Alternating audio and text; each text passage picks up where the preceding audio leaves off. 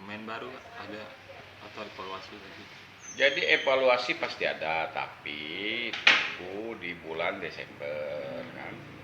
Tapi bentuk evaluasinya itu kan nanti yang evaluasi pelatih gitu kan. Kita dari manajemen menginstruksikan kepada pelatih bahwa ini habis kontrak, siapa yang mau dipanjang, siapa yang mau di ini, siapa yang mau ditambah, siapa yang mau dikurang.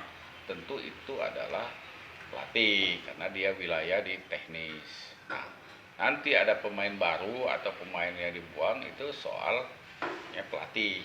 Kita tentu pasti akan berdiskusi dengan manajemen juga lah untuk supaya koordinasi dengan pelatih supaya sinkron tentang sebuah kontraknya nanti.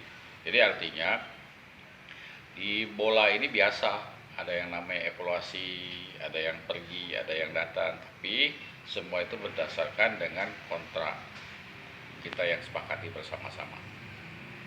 Berapa pemain kira-kira Pak yang bakal Itu tanya dengan Coach Budi.